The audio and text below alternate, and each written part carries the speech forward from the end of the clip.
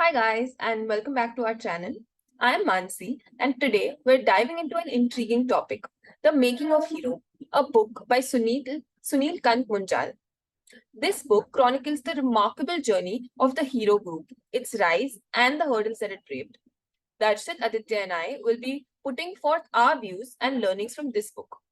What makes Hero even more captivating is its focus on a family business. In a country like India, where family values are paramount, this book holds profound significance. Fun fact, did you know that last year in India, a whopping 70% of publicly traded companies and an impressive 85% of privately owned companies were actually family businesses? That is quite a lot. So, the making of Hero takes us back to a captivating expedition in a time where India was not even divided, and it equips us with valuable insights on effectively managing family businesses. So, join us as we explore the pages of The Making of Hero and uncover intricate dynamics, advantages, and challenges of family businesses. Get ready for an enlightening journey. Let's begin with learning a bit more about the Munjal family.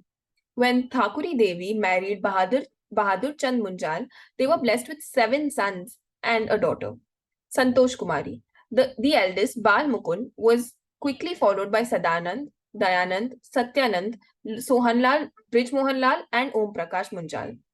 Before getting into business themselves, the brothers worked at a fort where an earthquake injured Dayanand Munjal, but the brothers still continued to persevere.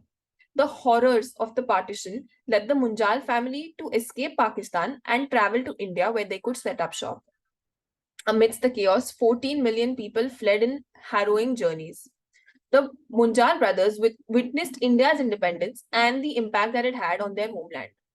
The brothers never thought of any job as too small and continued to pursue different job opportunities before finally opening the Hero factory in the 1950s. Initially, starting with Hero Cycle, the Hero brand has expanded into Hero Motor Corp, which was previously known as Hero Honda, Munjal Auto Industries, Rockman Industries, Hero EV, and Hero Corporate Services, and many others. Let's take a look at the journey of Hero before we deep dive into specific learnings. After the partition, the Munjal brothers moved to Ludhiana and set up a makeshift enterprise in bicycle spare parts and repairs on Gill Road. The idea was to provide them with employment and generate resources to keep the family afloat. While they foresaw the cycle market thriving, they had never imagined that their small business would turn out to be $1 billion empire. Soon after, Brij Mohanlal Munjal decided to move to Mumbai to set up a business in heavy machine tools and engines. Soon, he became an important voice in the business community and became very skilled in bidding for government contracts. Just when he had settled in Mumbai, one of his main suppliers who handled the procurement of machine parts and engines suddenly disappeared with his money. He was left with nothing. He had taken advances from his clients and was completely lost on what he should do next. He was determined to make amends as he did not want to ruin his relationships and wanted to maintain his self respect at the same time. When a letter arrived from his older brother, he was convinced that moving to Delhi with the support of his family was the correct move. Shortly after he moved to Delhi, he decided to move to Ludhiana to join his older brother in the cycle business. This marked the beginning of Hero Cycles, which later went on to become a $1 billion empire. Throughout this book, we can learn about adaptability, determination, resilience, and important aspects of the entrepreneurial spirit. Let me give you an idea about the history of the cycle industry in India. The first complete bicycle had been manufactured in India in 1938 by the India Cycle Manufacturing Company in Calcutta, which is now known as Kolkata. It was quickly followed by Hind Cycles in Mumbai and Hindustan Bicycles in Patna. But all through the 40s, the majority of demand for cycles in India was met through imports because Indian cycles at the time were considered to be of poorer quality, were clumsy, and had an average life of only a few years. The fledgling industry was granted protection from foreign competition in the mid 1950s, which resulted in a number of new units such as Atlas cycles in Sonipat. Hind cycles quickly became a market leader, accounting for the bulk of Indian made bicycles. The Munjal brothers gave utmost importance to relationships. For them, it was more important to maintain and build a long lasting relationship than earn profits. In the 1956 industrial policy had restrictions on large scale manufacturing of bicycles. The Union Minister for Industry needed to be convinced to tweak this so that Hero cycles could expand and get into manufacturing of cycles. The Munjal brothers had cleverly built a relationship with the Chief Minister of Punjab solely based on trust and a mutual drive to succeed. Due to this, the Chief Minister was willing to help in any way that he could. He persuaded the ministry to remove the restriction on the large scale manufacturing of bicycles. This happened only because of a relationship that was built by the Munjal brothers. The Munjal brothers had a good relationship with almost everybody. This specific instance includes one of their earlier suppliers. This supplier manufactured bicycle saddles under a brand name of his own. As he was moving to Pakistan, they asked him if they could use his brand name henceforth. Because the relationship that they had built with the supplier was built on trust, mutual admiration, respect, and goodwill, the supplier agreed to this, and this is how Hero was born. The brand Hero has come due to their reputation and their goodwill in the market. The Munjal brothers strongly believed in being friends with their competitors rather than becoming enemies. Brij Mohan Lal's closest friends were actually his competitors. And even though Hero surpassed all of them, there was never a hint of triumphalism in any of the brothers. There was hardly ever a person who could have anything negative to say about the Munjal brothers. They believed in honesty and integrity, and due to their hard work, they were able to achieve great things. They never treated anybody unfairly, irrespective of their background, and never considered to only be kind to people who could potentially be of use to them. The reputation of the Hero brand was always to be protected. After the approval of the first cycle that they had designed, the bicycle forks cracked and led to the pipes breaking off. Because of this, all of the dealers returned all the orders and consignments. The brothers decided to pool their resources and pay back all of the affected parties without a second thought. While their pockets were empty, their reputation remained intact. In fact, once the design was fixed, the dealers accepted another consignment from the brothers because they did not suffer any losses. This tells us how important it is to keep a reputation untarnished in the business world. The morale of employees in any business is crucial. The Munjal brothers were always looking to add a personal touch in any aspect of their business. Dayanand Munjal kept a track of senior employees and their families and attended all their functions, be it marriage, birth, death, or even a housewarming. If he was unable to attend, it was mandatory for at least one family member to attend. The same courtesy was extended to all of the vendors and dealers. This emphasis on relationship was the glue that held all of the employees together and laid the foundation of the Hero group. He believed in making employees comfortable and creating a great work environment for all parties to thrive. He created a soothing miniature garden centered around a fish pond, fed by a steady trickle of water.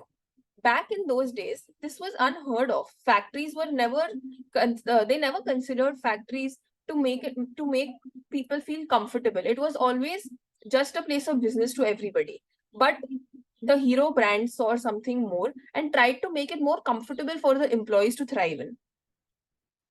Employees will always prefer to work in an environment where they feel cared for. And this is how Hero won employees over.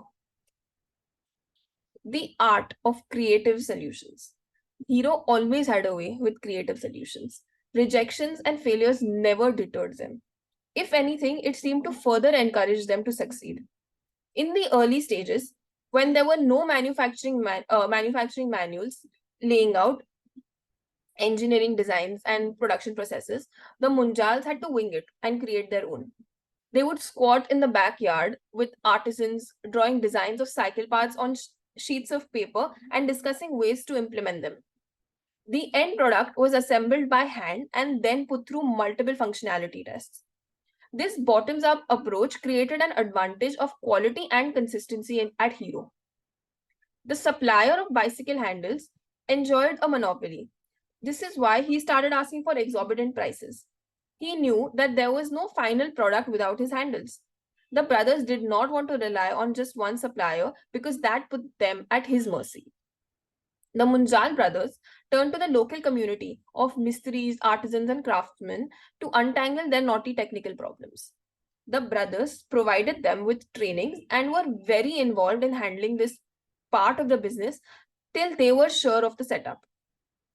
This teaches us to look for creative solutions instead of giving up and surrendering to what seems like the only option initially. Om Prakash Munjal was in charge of building the network of distributors, and so he traveled all over the country to do so. At first, he found it quite difficult to convince dealers who were very skeptical about the capabilities of a company situated in faraway Punjab. The days went by without a single order, but he refused to give up and went back to a dealer who had previously rejected his offer.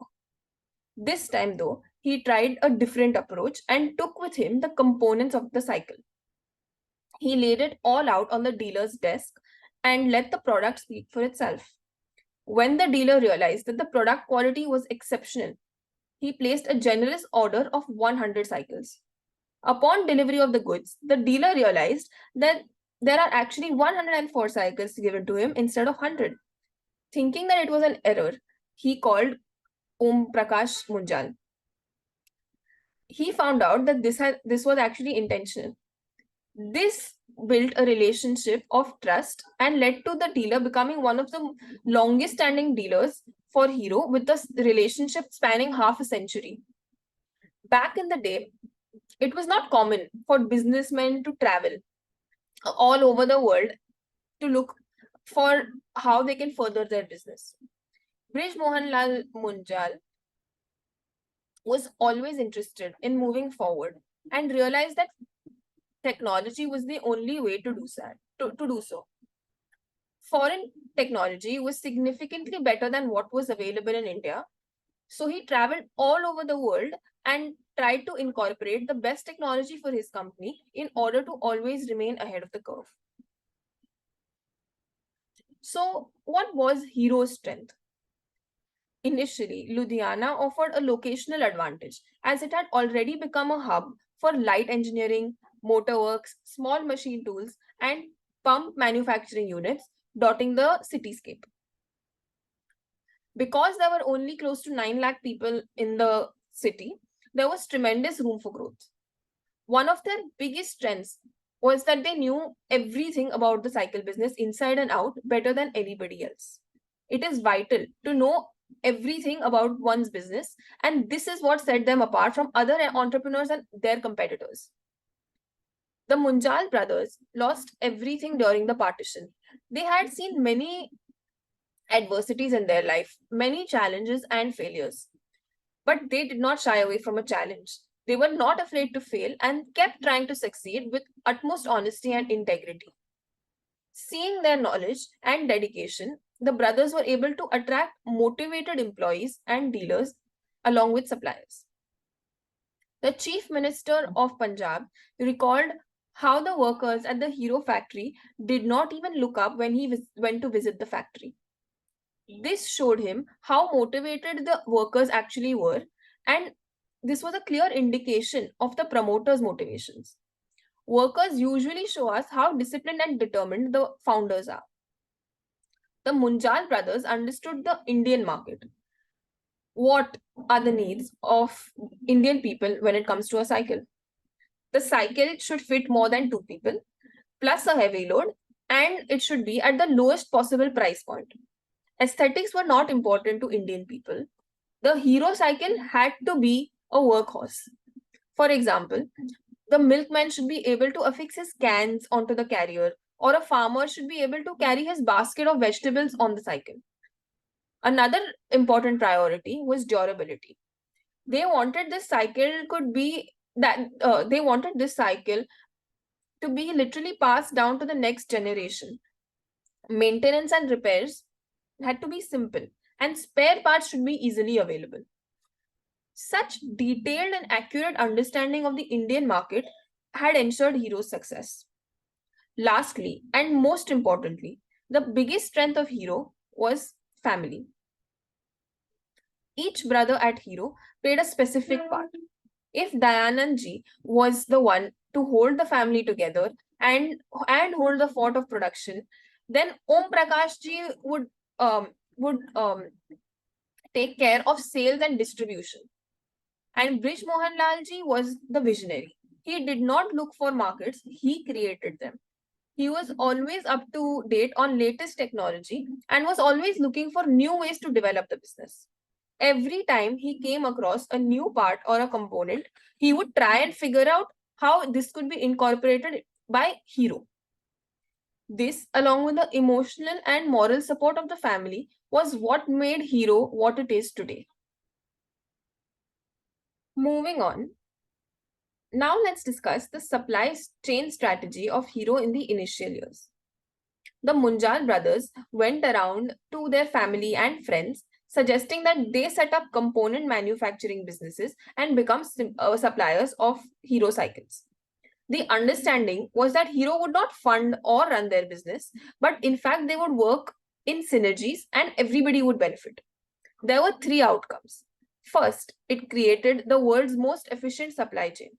Secondly, it became the trigger for the largest concentration of bicycle part manufacturers in the world. Third, it allowed Hero to create the zero inventory manufacturing system. Now, what is the what is the zero inventory manufacturing system? It's a concept in which a company or an organization, it aims to eliminate or minimize the need for holding and storing finished goods, work in progress, or even raw materials for that. The goal is to produce goods or provide services efficiently and on demand without the costs and inefficiencies associated with excess inventory. And like it would be for example, in a traditional manufacturing setup, companies often maintain a certain level of inventory to buffer against uncertainties in demand, supply chain disruptions, etc. However, this can lead to several challenges and costs, such as increased storage expenses or potential wastes, because goods can become obsolete or can expire. So that's why the zero inventory manufacturing system was used by Hero.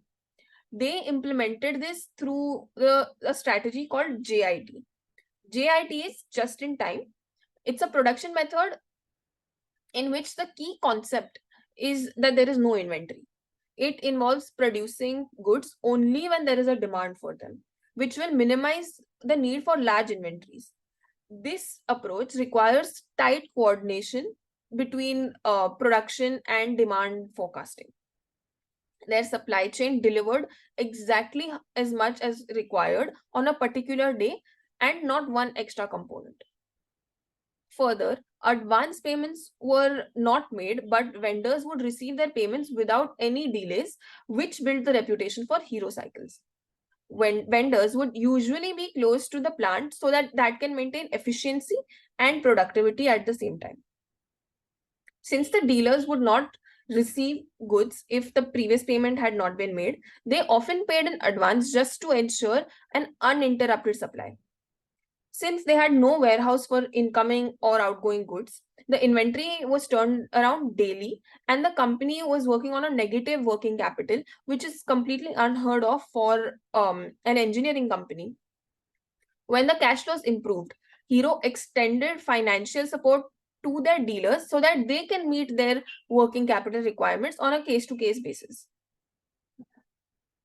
So thank you for listening to me, and I hope that you have learned something. Darshit will take over now, and he will give more insights regarding Hero and specifically the Hero Honda partnership. Thank you. Thanks, Mansi, for sharing the early life of the promoters of the company and also how Hero Bicycle became one of the prominent players in the country. Now we'll look into how partnerships, how Hero Honda got into partnership, what were the challenges that they faced, because Hero Honda came into partnership in 1985, and between 1985 to 1992, actually after independence till 1992-95 or 2000, India had a lot of economic challenges. Amidst these economic challenges, Hero Honda became one of the very prominent business in the country, and also it became one of the major exporters of motorcycle. But the journey till there was full of ups and downs, full of challenges. So let's see how Hero Honda established, got started, and and the promoters took it to such a stage that it became a business worth current market cap of Hero MotoCorp is around 60,000 crores. So let's see how it started from 1985 and their journey till the end.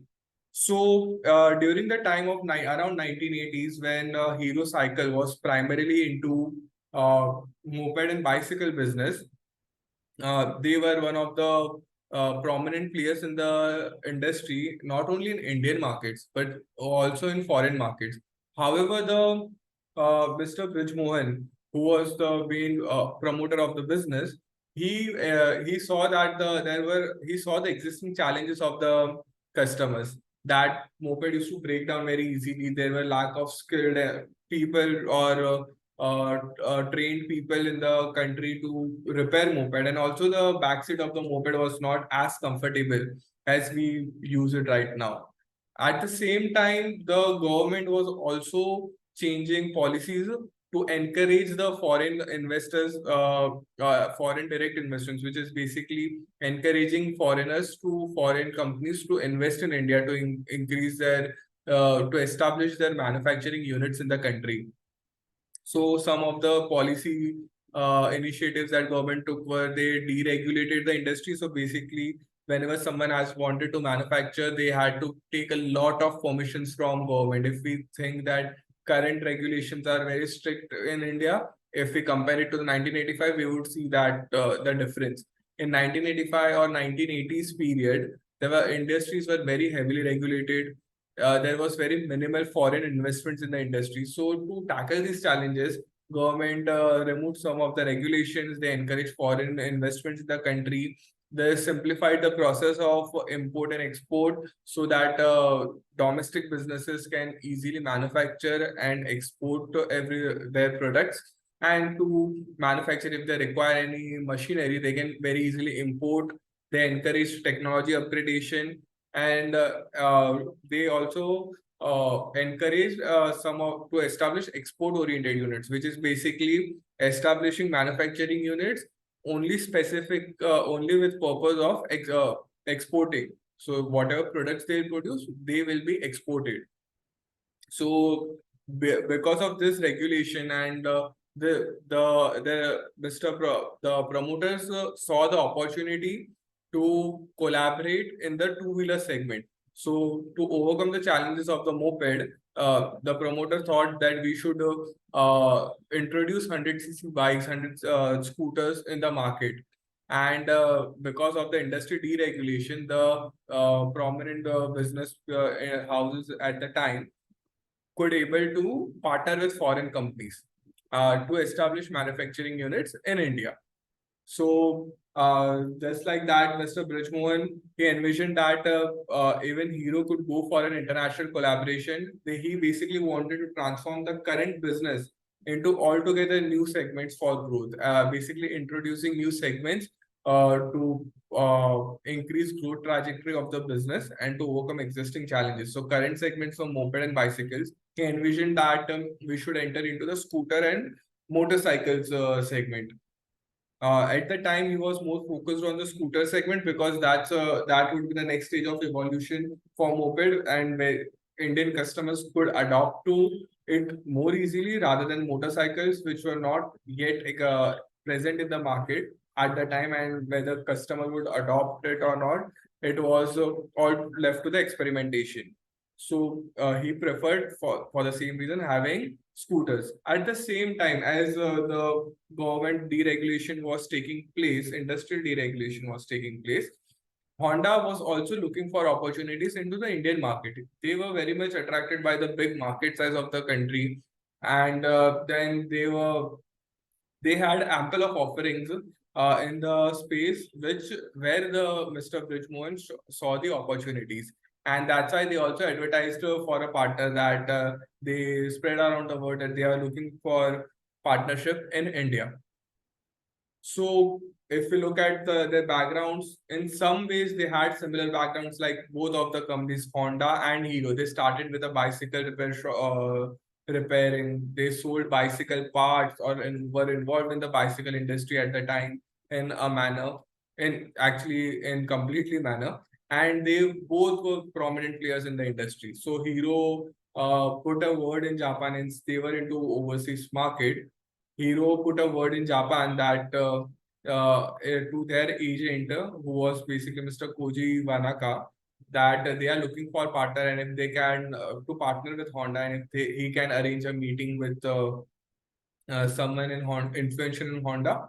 And that turned out pretty well actually, because his Mr. Koji Naka's friend knew the person who was actually handling the partnership side of India. I mean, partnership with India.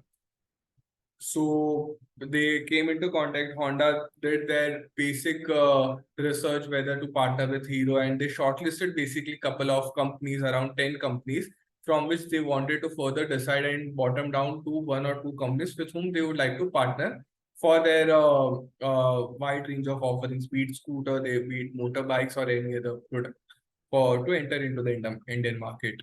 So, so this is a very interesting part.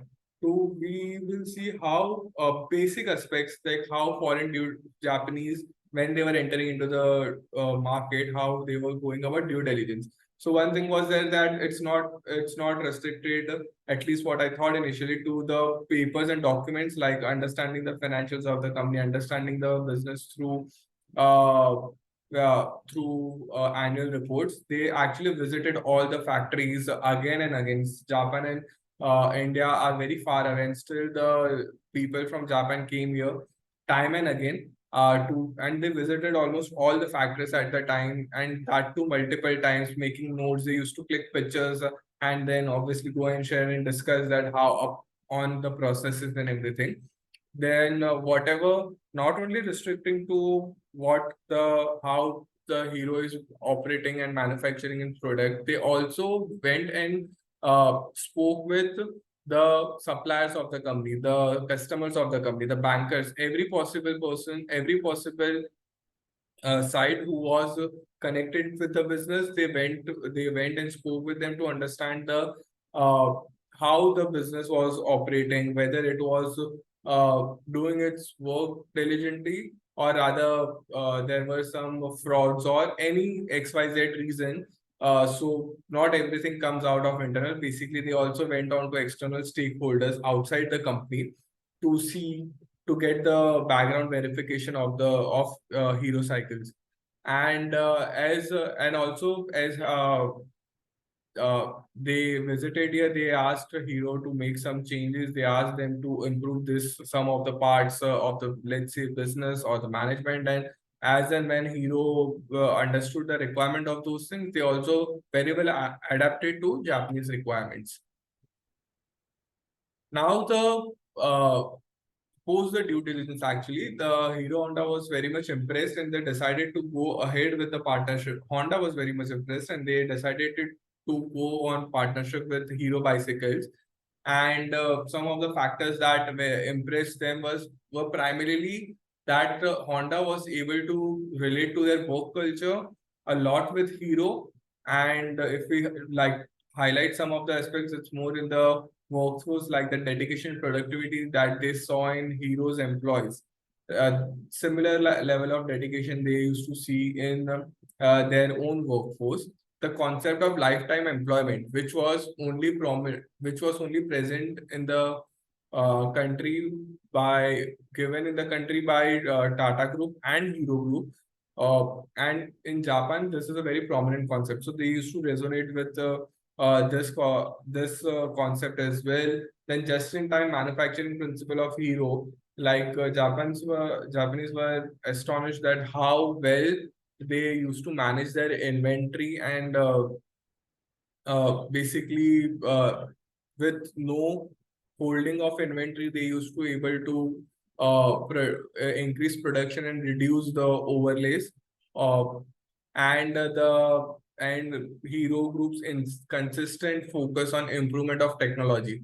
So all these factors very much resonated with the Honda Group, and that's why they said, let's do this with the let's do the scooter manufacturing. Let's basically partner with Hero Cycles. And then the promoters of the Hero Group went to Japan, and they were in the purview that they will be signing an agreement to manufacture scooters in India. And however, Honda, the promoter group was stunned when they actually saw that instead of offering scooters, Honda Group was actually offering to manufacture motorcycles in the domestic market. Now, the challenge over here was motorcycles were not yet experimented in the market. Uh, uh, the market was unexplored. Whether customer will adopt or to this or not was still a big question mark. And there was a lot of confusion amongst the promoters of Hero Group whether to go take up motorcycles because again it would require huge investments as well and time and effort to build the segment altogether from scratch. So they were very much confused whether we should go ahead or not. At that time, during discussion, Mr. Bridgemohan, uh, he took a decision based on his instinct that let's do this, let's establish this segment in India. And post that, he was okay, let's do this. And after a lot of thinking, to and fro in the discussions, going in every minute details to the of the agreements to the extent that whether a letter should be in capital or small. To that extent, such discussions were happened in the group in the agreement, made couple of changes in the agreement so that such that Hero would benefit from the agreement as much as Honda. And post that they signed an agreement in which both partners decided that they both will put in 26% of share each, and remaining around 48% would go to public investors, and Hero Honda would pay royalty to Hero. So that's how the Hero Honda partnership came into existence due to economic challenges in the country at the time. Government made new regulations which made easily foreign investments available in the country. The promoters saw the challenges, the decline that would come in the business, and at the same time, foreign investors looking to invest in the country. All these factors came along, which gave an opportunity to Hero Group. Post that, the Hero Group's inherent business skills, inherent management, quality management, or basically good management of business. This was seen by Honda and with which they could resonate a lot. And that's how they were impressed and they finally decided to have a JV with the Hero Group.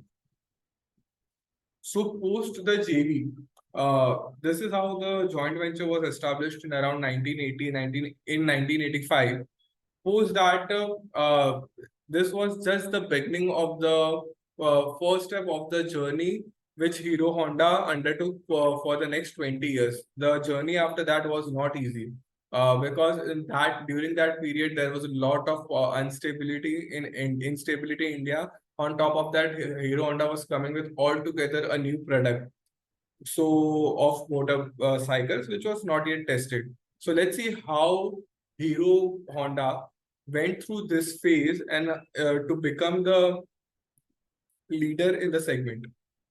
So during the time of joint venture, there was a lot of political instability in the country. There were anti-Sikh riots where the the then Prime Minister Ms. Indira Gandhi was assassinated by his Sikh bodyguard, and their mobs attacked Sikhs, and there was a lot of chaos in the country at the time.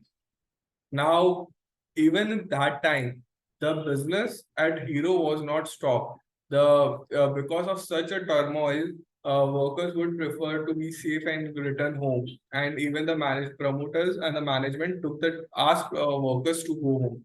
But the dedication of workers was such that they stayed in the factory premise. They continued with their production. The management arranged everything, all the food, bed, and all the services they required to live in the factory. All everything was provided, and the production was not stopped even at the time of instability. This tells us how the loyalty of employees or workers with the business, with the Hero Honda, with Hero Honda Group. So, however, production was not stopped. But eventually they had to stop the production because of the just-in-time inventory. Because of just-in-time way of managing the inventory, there was no raw materials stocked in the business as an inventory. They just-in-time made sure that only the inventory which will go into production is kept in the godowns. So eventually the production had to stop, not because of the chaos in the country, but because of the lack of inventory as the supply side was stopped. So we can also see how the business is impacted because of chaos in the country in this part. Even though internally everything is fine, because of external factors, they will have to stop manufacturing, which will eventually translate into loss of sales and incurring cost. Now, like I said, during that time, the joint venture was despite the instability in the country, joint venture came. The promoters put 6.2 crore each as their share of capital, and the IPO was oversubscribed 11 times despite the chaos in the country. This shows the image and the trust in the Hero brand, the Hero Honda brand the country had. Now that we have seen the joint venture is completed, the next steps, the company has raised the capital. Now now they wanted to start building manufacturing plant. So some of the considerations that went into is that since the partner of Hero is from Japan, they will be traveling very frequently. So one of the things they had to consider was that whenever they visit, the location should be convenient for them. So, and to live and to work. It couldn't be in Ludhiana where they currently resided, because it would be remote and Japanese wouldn't be able to adjust to the remote areas or the rural areas of the India. And another factor that was required in consideration was the government was demanded to build manufacturing units in the underdeveloped areas to improve the economy basically. So based on these two factors, the Hero Group decided the location which is now National Capital Region. At the time, it was called Dharuhera, uh, which satisfied the condition that it should be convenient for foreigners to visit, as it is near Delhi. The foreigners could easily visit and live in Delhi and easily work and commute to NCR region. And at the time, it was very much underdeveloped. So that's why it also fulfilled the second criteria that government asked for. Now, after building the manufacturing, Mr. Bijmohan was focused that the bike that he is launching uh, has to be accessible to the middle class. He wanted a product which would uh, typically target the middle class segment of the time, and for that it has to be affordable. The product has to be reliable.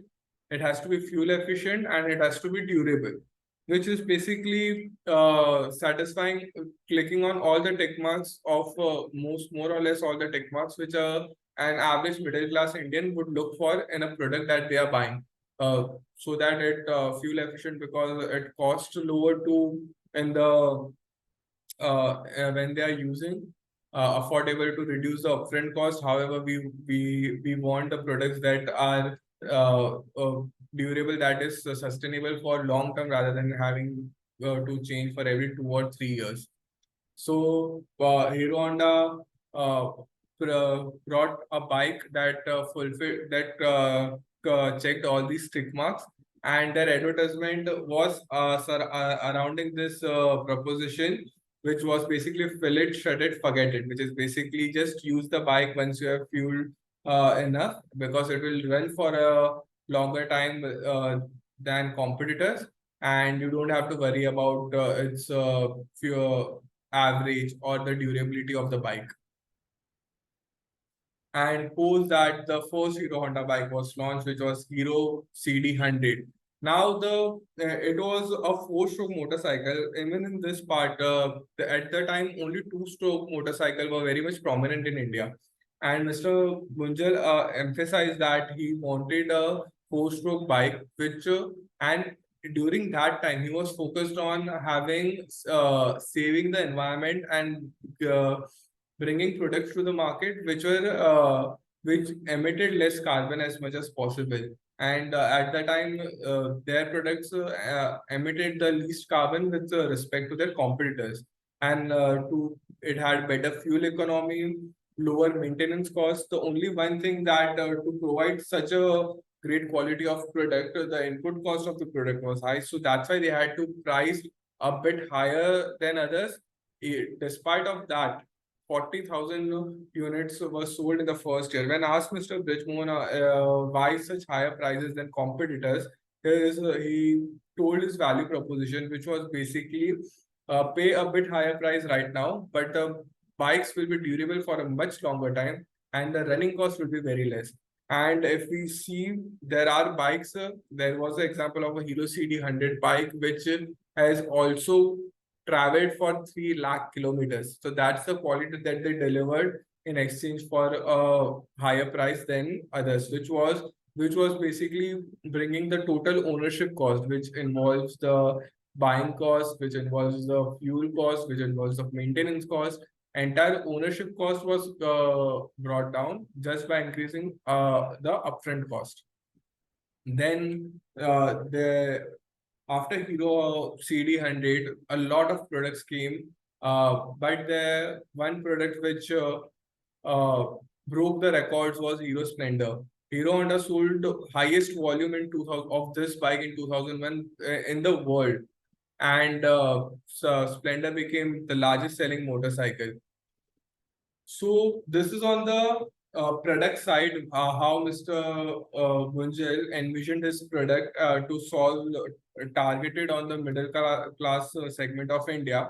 But this is building a company is not only restricted to getting a great product in the market. It also requires to take care of the demand side of the chain between the manufacturing unit and the customer, which is basically the dealers of the dealers in the automotive sector. So to make a company successful, they need to take care of all the aspects. So while they took great care of product, they also took great care of their dealers and suppliers till the end consumer. So the chairman, how did they do that? The chairman of the company would literally communicate with dealers. He used to call at times 20-30 dealers every day to understand what is happening in the ground, to get regular updates. He basically the channel between the dealer, between the customer and the manufacturing. He treated them as part of the group itself, instead considering them as someone outsider to whom we have to sell our product. So considering them as a part of the group, they looked at dealers as another growth engine and help them to improve their business and help them to improve their profitability as well. So that's how they used to assist dealers as well and take care of their dealers to build the business sustainable and strong. And so this is a very interesting aspect where the company has to now the as the motorbikes were became they introduced motorbikes in the country, to sell them they needed showrooms, and to establish showrooms a huge upfront cost was required, which required investments from the dealers as well. And for that, and since the product was very much new in the market, the dealers would have been reluctant to make such huge investment in a relatively new product.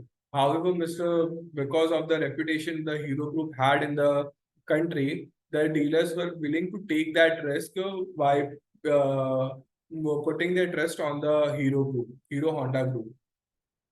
And after huge investment, there were a lot of challenges on how to build showroom, how it should look like. So the chairman of the group, which is Mr. Munjal, he literally handholded all the dealers in establishing those showrooms. Special training sessions were kept for them.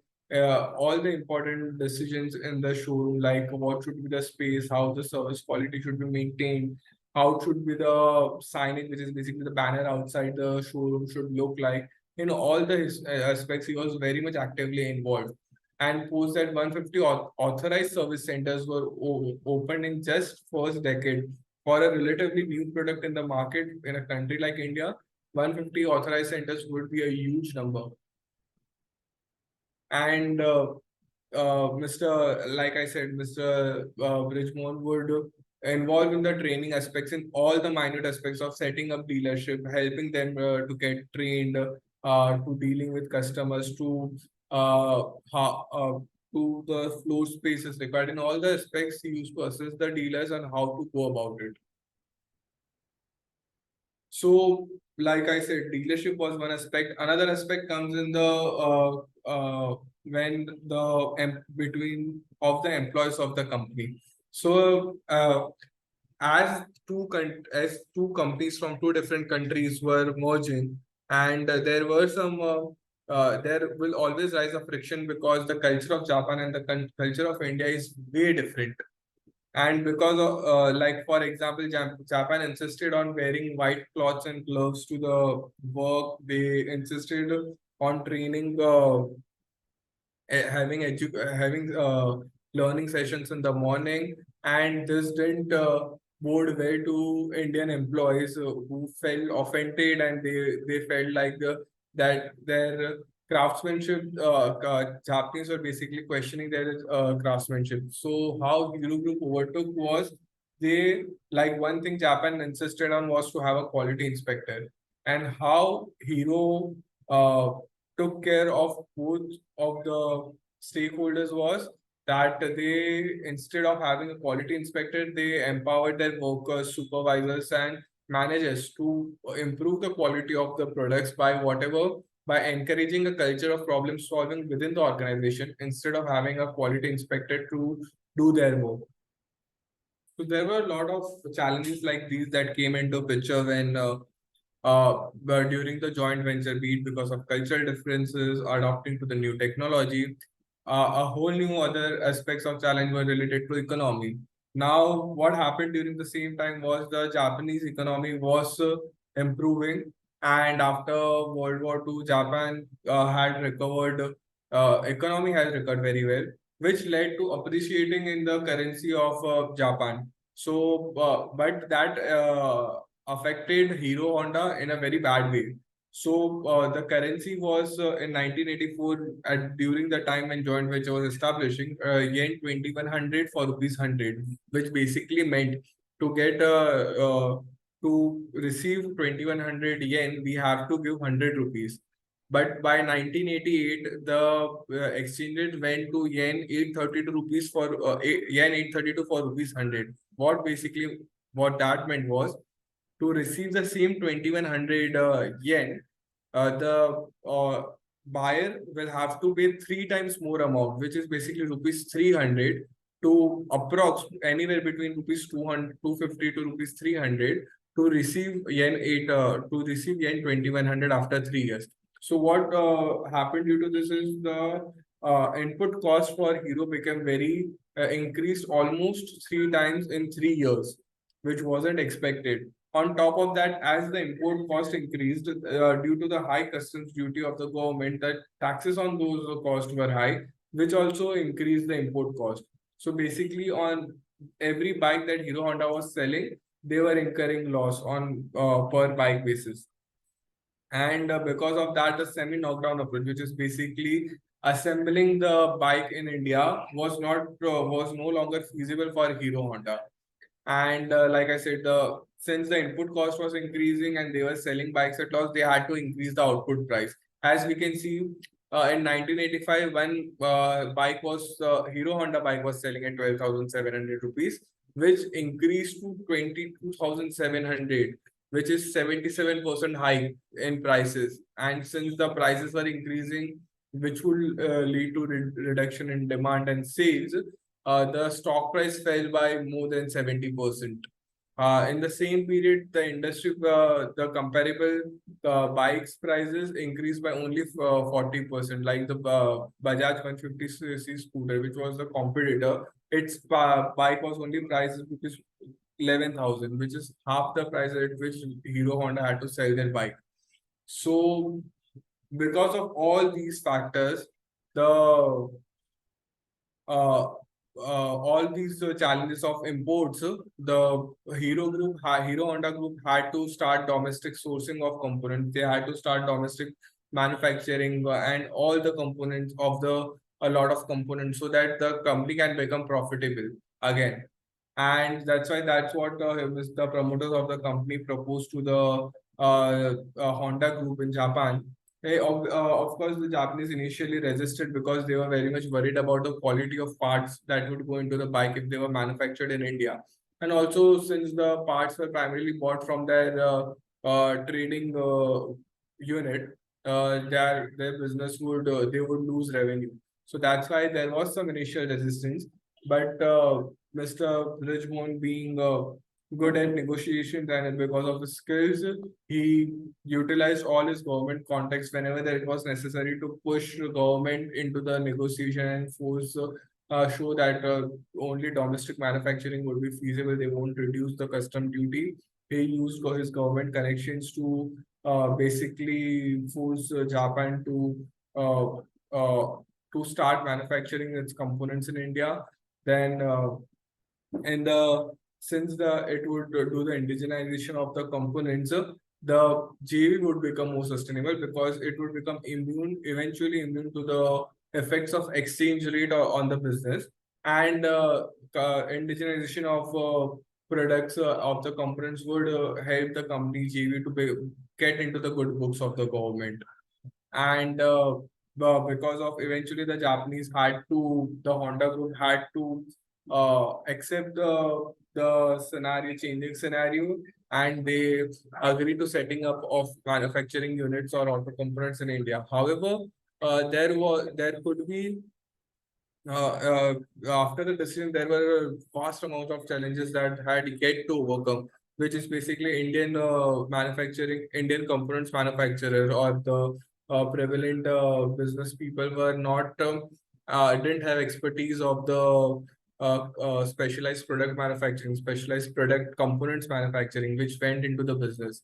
So Hero Honda as a group, and because of the promoters of the Hero Group, they were able to manage through all those challenges. So how did they overcome some of the challenges? Firstly, to get auto component manufacturing in India, they will need the business partners who are willing to invest in these businesses. So the promoters, Mr. Brijmohan Munjal and others, they were very much they involved their families and friends in all the processes, in all the businesses, and they encourage everyone to start their own business. So even in this, they brought up their friends, their business associates and encouraged them to enter into the manufacturing of these components in India. However, money after investing money, there was a lot. Like money is not a solution to the problems that they faced. After investing money, the challenges that they faced were how to bring the technology expertise into the country, how to train the workers to build such components, how to bring the how to match the quality of components that were imported from Japan. So a lot of challenges came into the picture. However, Mr. Munjal was so much dedicated that they hand-holded all their business partners and literally solved all of their assisted in solving all of their problems.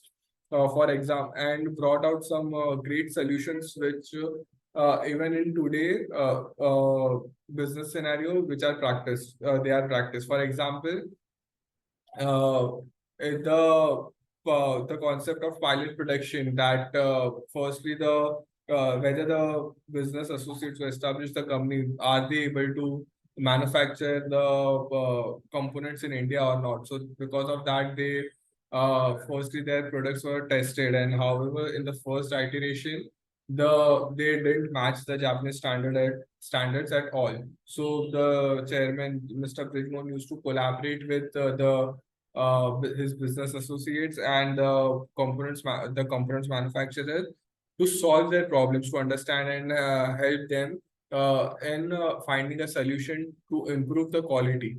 Then we also tied up with IMM Ahmedabad to basically upskill their workers and develop the capabilities that were required to bring such specialized components manufacturing. Then total quality management was implemented at the time. Total quality management was a big move at the time, which is followed by the Indian companies at present.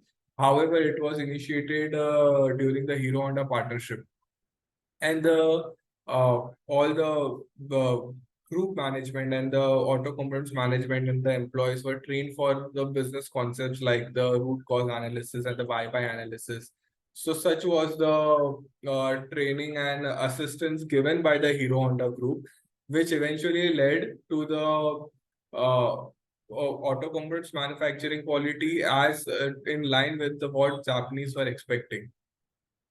Now, because of such a training and such a rigorous process, the business units that were established, the auto components business units that were established in for these for basically supplying to Hero Honda motorbikes. These companies eventually became standalone big companies by themselves, which moved beyond supplying parts to Hero Honda. For example, and since they were established by more Munjal family people, they become very much prominent in the industry. For example, so these are some of the examples: Munjal Auto, Rockman Industries, Hero Insurance Broking. So all of these business units came out of the Hero Honda Group by the prominent people who were managing the Hero Honda Group, who established Auto Components Unit and all these related companies. And one notable thing to notice here is that since so many business units were established, all these expansion happened through internal accruals. Wherever the Hero Honda Group expanded, established a new business, assisted in establishing, everything was done through internal accruals, and the company was debt free in all the periods, despite having such challenges.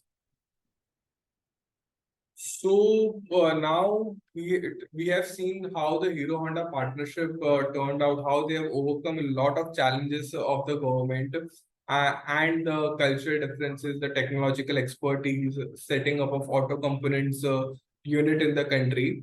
Now the next part is how did they become the what happened and when did they become the leader in the automobile sector? So in the 1990s, like I said, the period of 1980s, 1990s, lot of political instability in the country, and the Hero Honda Group, the promoters, the Mr. Munjal and his family associates were so much had so much involvement in developing the country as a whole, that they had a lot of influence in the government as well. However, they always maintained a neutral stance in the towards the government, because they were always focused on how to build a good company, how to build a good country, and how to help their country to grow. So they were, even though they were involved in policy making and everything, they had a very neutral stance towards politics. So this is basically the policy of the company, that they on how to dealing with government, which was basically how the promoter Mr. Brijmohan Munjal would deal with the government. And again, the 1990, when the economic crisis was such a huge chaos in India, that India as a country didn't have forex reserves to import oil, to import fertilizers. They had a lot of debt to repay. And since all these payments were to be done in either US dollar or foreign currency, we would require a foreign currency to pay. And because of and we didn't have the foreign currency to pay off these things. So we couldn't import oil, we couldn't import fertilizers, which would go into agriculture. Then on cherry on the cake would be that at the same time there was a war going on in the Gulf, in the Middle East area, which again increased the oil prices, and having no forex increased unable to import goods. The credit rating agencies downgraded India's sovereign rating, which further added to the pressure, because of further degraded sovereign rating. There would be higher difficulty in raising funds. IMF and World Bank discontinued funding, and the worst had happened that at the time Rajiv Gandhi, who was the running for the prime minister in 1991, he was assassinated. So a lot of economic crisis during that period. India literally pledged gold to get money, and to keep the economy running, to import, to pay off the debt. India literally pledged their gold to raise $600 million from foreign banks. However, government repurchased the gold by the year end, but such was the situation in the 1991, where there was so much economic instability. And because of such economic instability, reforms came in that period to resolve, to make India sustainable in the long term. Some of the prominent reforms were that they de-licensed the industries, which is basically to get a manufacturing, to start manufacturing, we had to take permission from the government, and they would say that you can build only 1 lakh units in a year, or 40,000 units in a year. So that de-licensing took place. The FDI, foreign direct investment, was allowed to more number of sectors, and the Foreign Exchange Regulation Act, which regulated the movement of foreign currency outside the country, even that was abolished. And because of these reforms and Hero Honda's overcoming these challenges, by 1995, Hero Honda was able to indigenize 95% of the parts that went into auto manufacturing. And to compare with 1985, they had to, for one bike, they had to import TN 65,000, which came down to 7,800, which is a huge decrease in cost, which improved the profitability of the business. Now, how did they become one of the major turning point in their business due to government regulation was that the government, to reduce the pollution in the country, they brought emission norms, that how much of the carbon dioxide a vehicle can emit.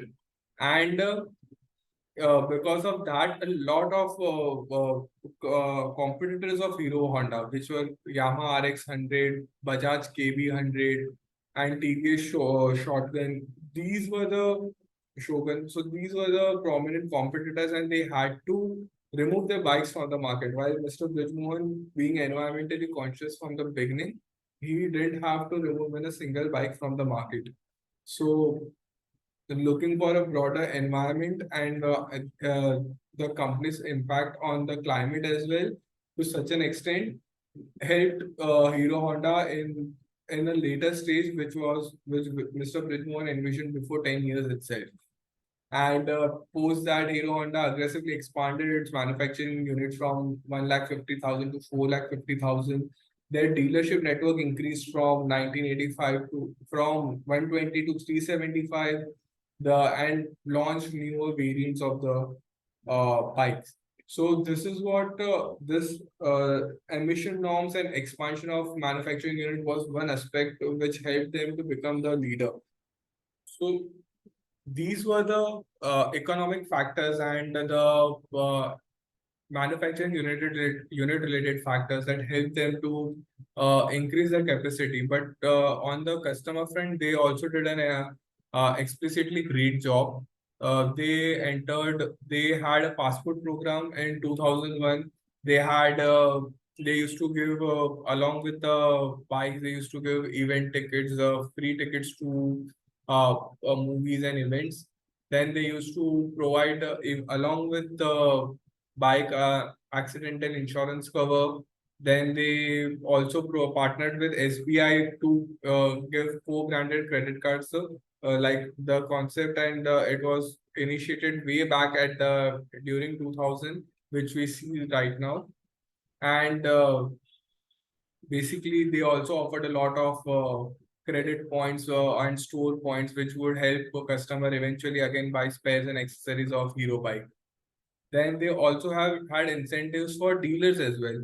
They used to take their dealers, top 50 dealers to Japan, Honda's manufacturing unit, factories, showrooms, and service centers. This would encourage them to invest more in the business and gives them a lot of familiarity with how their business partners were working. And they also arrange some tours with for the top performing dealers. They used to bear 50% of the foreign cost. They used to send their dealers to Europe trips, and they used to even organize their tours entirely from end to end.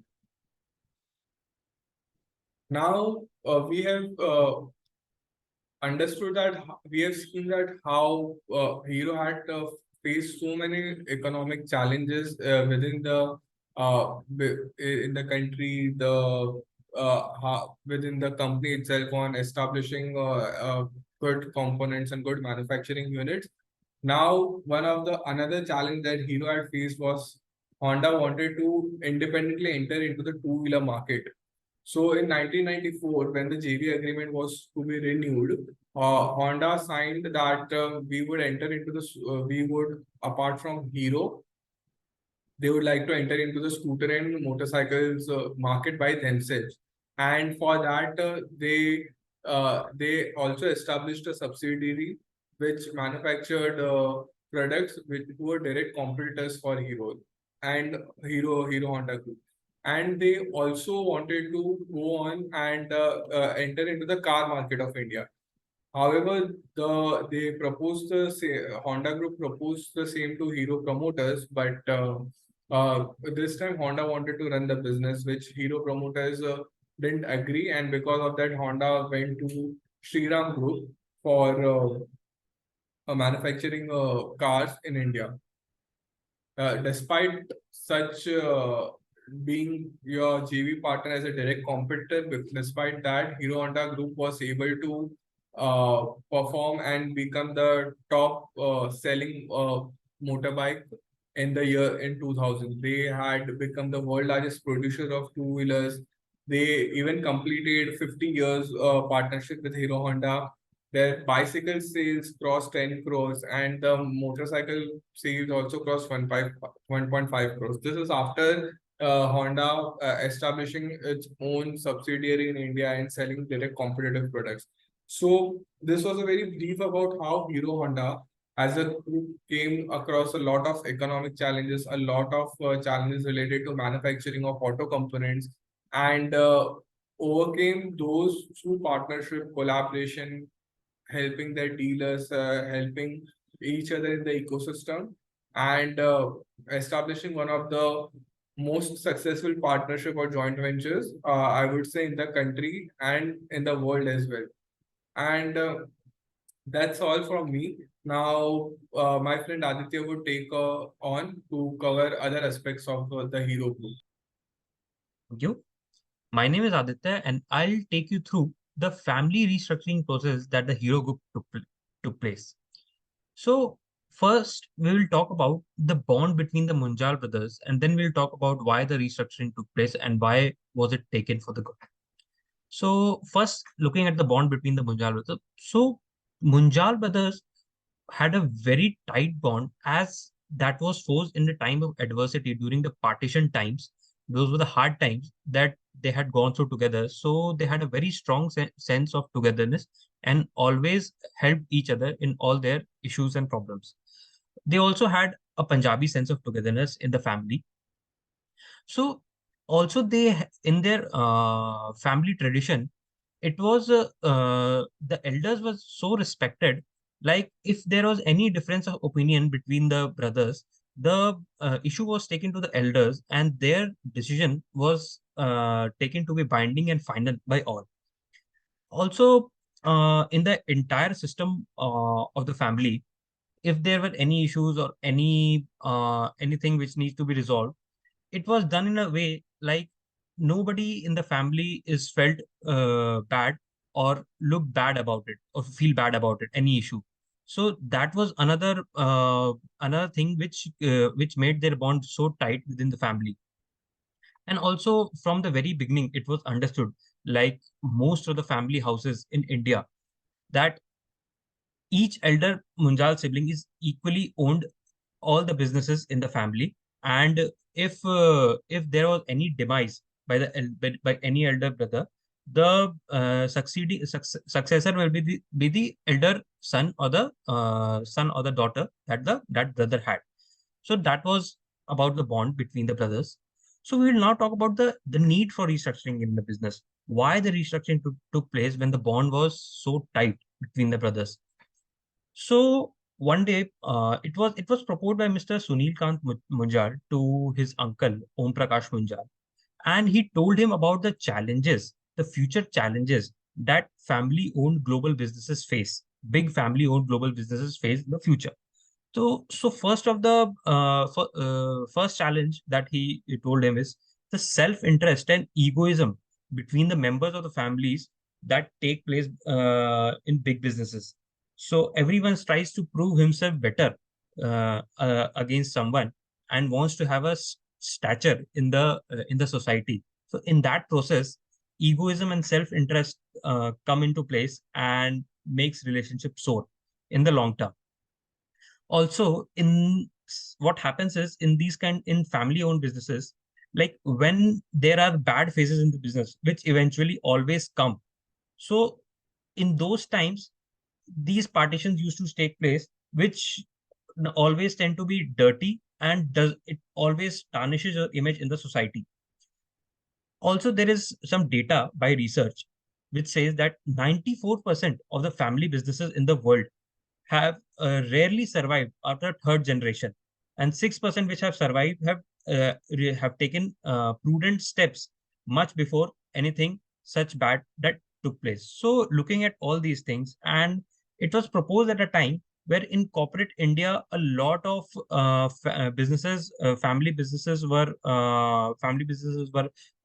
moved separating from each other, and it was taking way in a very dirty manner. So what Munjals did was they took a proactive and prudent measure to divide the group assets and preempt the possibility of any fight in the future.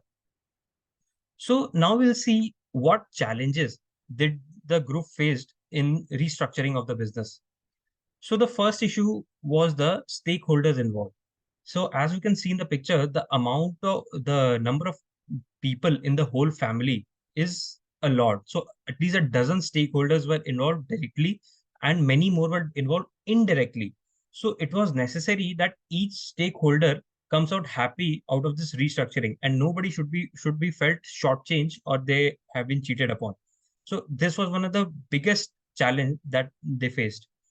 Second is the complicated structure which the Munjal had. What happened is like when Munjals were in business, there was a lot of government quotas and policies which restricted their growth, which restricted their business plans, acquisition, etc., beyond a certain point.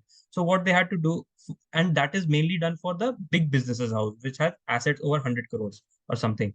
So what they used to do is used to make small businesses so that these restrictions don't come, and which led to cross holding between those companies, and made the restructuring more complicated, because the asset needs to because after restructuring, the asset needs to go to the person who was already controlling and owning it, controlling it by himself.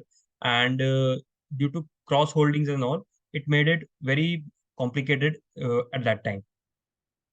Third was the emotional relationship between the members, the resistance by the elders. Because elders have always worked with a sense of togetherness and made this business big together.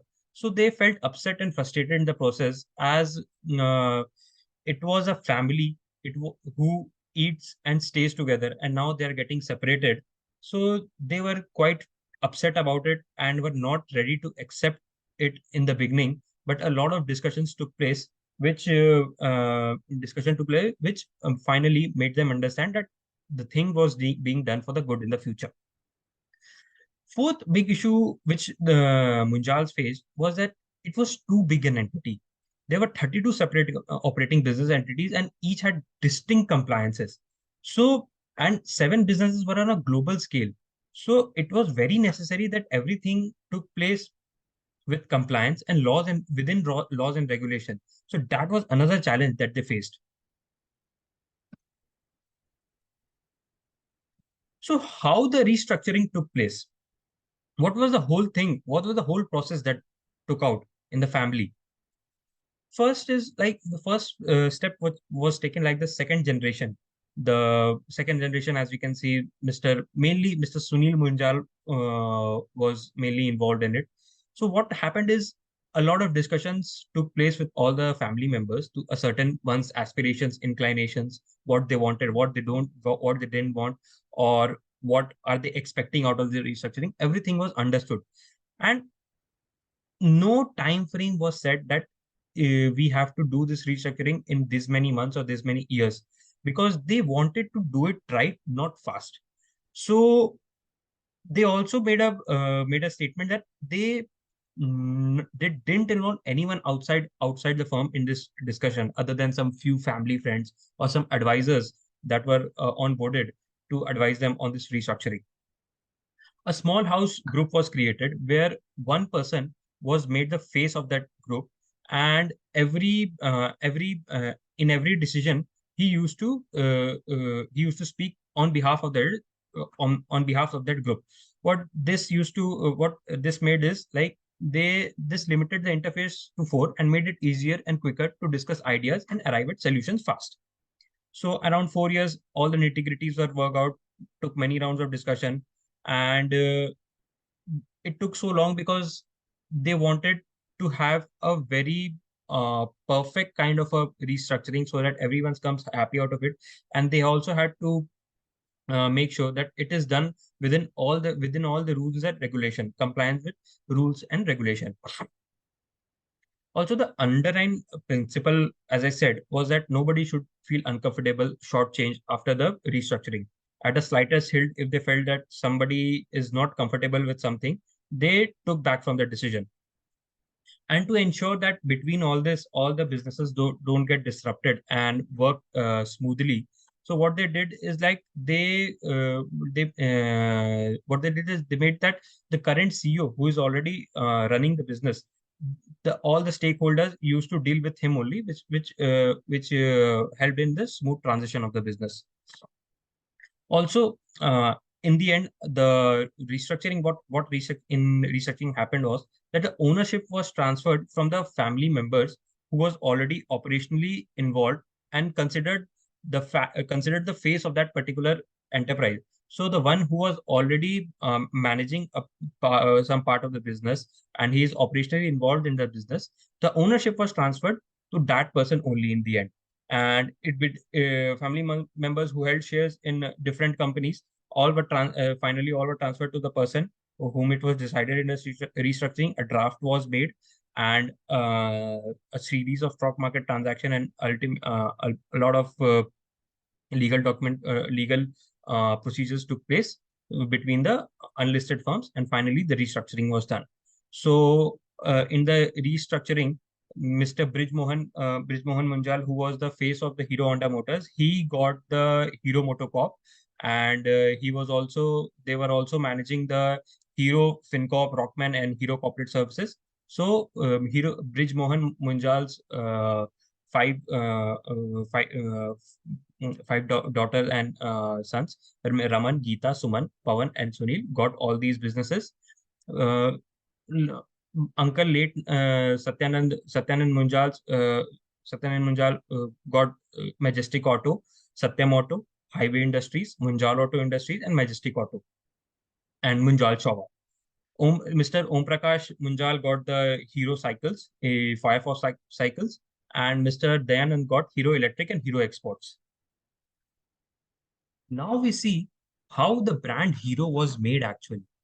So before seeing how the brand was made, first we see like what the brand stood for actually, or what is the perception of the brand today. So Hero has always been known for toughness, quality, and durability.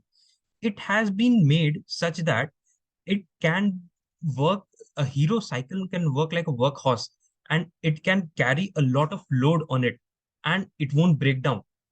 Also, and it is a product made for the poor and the hardworking who want a cheap product, durable product, and a tough product, which can be used for a very long period of time along with low maintenance.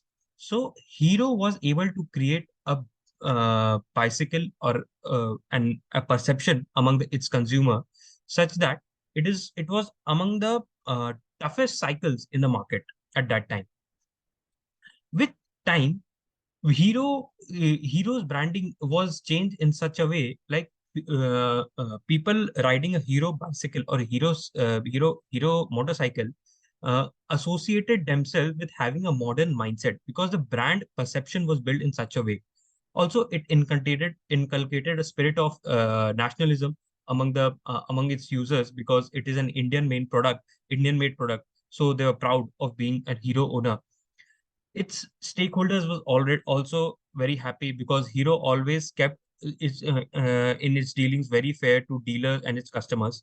Also, so it all led to a strong public support and a huge brand in the making for the company.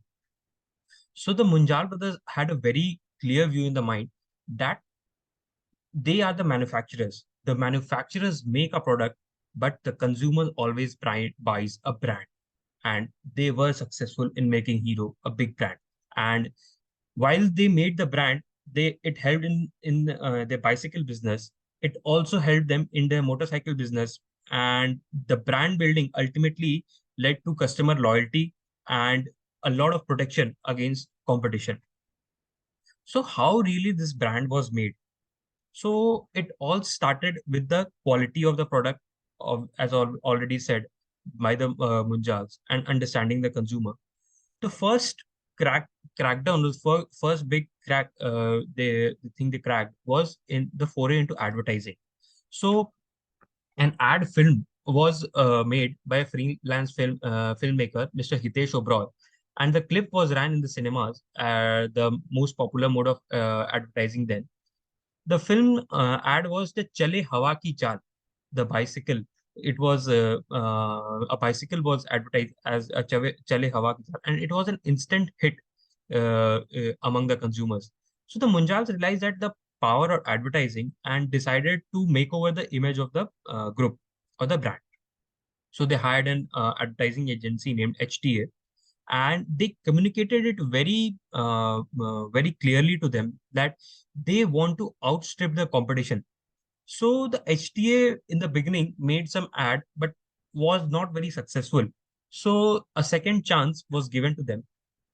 And what happened is, like in 1986, Japan, a magazine from Japan and Guinness World Record declared Hero as the largest producer of bicycles in the world. So what they use this thing, this designation, and made a logo as Hero #1, and used it in all the communications of Hero bicycles thereafter, which was used for a very long time as their logo and was a very hit in the market. Another thing which another thing which helped in the brand building process was the building of customer facing systems. So the customer facing systems was primarily divided into 4 parts. The customer relationship management. So basically, they made spacious showrooms, well-informed and gracious dealers, and the CRM scheme was aimed at making and enhancing the customer experience that are coming to the showroom. The training. The staff were trained in such a way that they can handle each and every question of their customer in a right manner. So they're not in a position which seem like that they are fooling the customer or they are at a loss. Soft skills. Mr. Munjal always told his dealers that you should always greet your customer warmly, ask him for drinks, soft drinks, tea, coffee, anything, which should make your customers feel like welcome in the showroom, and it made a huge impact on the sales, and it will be a huge differentiator also between the you and the competitors, because the customers respect the respect given to customers is always the respect you get back. The devotion to customers. So always the Hero Group had the motto that they always wanted to give full value to the customer and make them feel proud of choosing an Indian product. Some other steps taken by the company, which ultimately proved to be very successful and in the image building of the band, was they chose some of the very successful TV shows back then, which back then there were not a lot of sponsors for a lot of TV shows. So back then they sponsored one of the TV shows named Bahadur Shah Zafar, which was a hit in the market as it had a stellar cast with the legendary Ashok Kumar in the lead and Raj Babbar and Juhi Chawla all in the supporting roles. And it was a series made by Mr. B.R. Chopra. So this relationship with Mr. B.R. Chopra helped them get a spot in Mahabharata. Mahabharata is one of the most successful TV shows in Indian television, and it was so successful that people used to leave their work and used to watch the show. So getting a spot there helped them really made Hero the premier name in the bicycle market.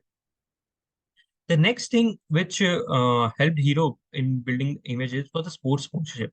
So in the beginning, the Brij Mohan Munjal was not very convinced about the sports sponsorship thing because of the cost of sponsorship, and he was not very much sure what kind of returns that he'll be getting out of these sponsorships. So earlier, the cricket was only sponsored by insurance companies or tobacco companies. So Hero was the first consumer durable company to enter sports advertising, and it cracked in the sports advertising first by sponsoring the Hero Cup, the famous Hero Cup in 1993, and India won that cup, so which also added a lot of respect and image in the brand. So other sport that Hero also supported were not just cricket, but hockey, football, and golf. Golf is one of the most important areas where Pawan Munjal has a lot of focus, and legendary Tiger Woods is the brand ambassador of Hero in the golf sport. So how this involvement in sport helped the brand? So first, it really helped in reaching to a mass. The brand reaches a mass. It creates an image. Of course, it creates a perception is created to a lot of things. It also helped in obliging their network and business associates, because what they used to do, like when they sponsor an event, so they used to invite these business associates and network of friends in these events. So it becomes a way of Hero to regard them, to show their regard for them, and it it was also one of the only ways left to show the regard, because they were not very like all the common Indian businessmen do, like Diwali gifting or gifting in on some occasions. They were not they didn't used to gift like that. So sports also become a sports. So sports sponsoring become a major thing which helped them in regarding their business associates and friends. Next, we see the management lessons and the final learning we can take from the house of the Munjals. So first is the perfection on the shop floor. The Munjal brothers had a quality that they got the best out of their people. So they observed their people, how they are working, what is their efficiency, and help them reach their peak of the potential. And they spent hours with the manager and the team to narrow down their production cycle, and they always push them to boost their productivity, and ultimately company production, which helped them being one of the largest producer of bicycles in the world. Second is self-reliance. Munjals never took debt or any other kind of payable or something from their families, friends, banks, anywhere. So due to due to short of capital, it made them very frugal in their spending, which made their business cycle lean, had a lot of cost controls, and improved their profitability.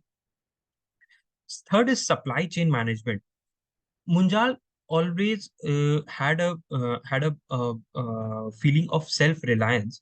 So what they did, that they did their own component manufacturing within the families, and this ensured that they have a continuous supply of parts, and also ensured that they use the most high quality. They can also control the quality of the parts that they are used. Otherwise, they have to depend on some third-party vendor where they're not sure, or they're not always sure about the quality, and also not always sure about the supply they will get. So finished cycles were delivered on a daily basis to the dealers, and no dues were kept until and unless the earlier payments were cleared. No fresh deliveries were made to the dealers. So what dealers used to do, that they also sometimes made advance payments to the company, because that such was the demand for the bicycles, which also helped in managing their working capital really well. Fourth key learning, which is very important, is the people and relationships. They maintained very deep relationships with their dealers. Like they that didn't always used to happen on the paper. They showed them with their actions. Why? They always used to attend the important events of any dealer or the business associate, like attending a marriage or a child's birth or in the family of a dealer, or in the tough times of a dealer when there is some debt or they are facing some financial constraint. They used to be there. They are always accessible to they made sure they're always accessible to the dealers, and are there in the thin and thick of their life. And this really helped them in gaining their loyalty for the brand and for the company. Leadership and team spirit. Munjals always hired someone who matched the philosophy of the company, whose spirit matched the philosophy of the company spirit. Until and unless it was not matching, they knew that the person will not be able to continue in this company and will ultimately leave. And that always proved to be right in their experience. And mistakes by people are always acceptable and taken as a learning process until and unless the intentions were not malified or bona fide. Focus and open-mindedness. So Munjal brothers were always open to practical and sound ideas, and from anyone from the company. They made such was the structure was made that any idea was taken in, and if they felt that they are convinced and the idea is there to be executed, they wasted no time in implementing it, and the idea was executed. So such was the open-mindedness of the Munjal brothers. Thank you. This was it. I hope you liked our video. I hope you got to learn a lot about the business management from the House of Munjals. And thank you so much.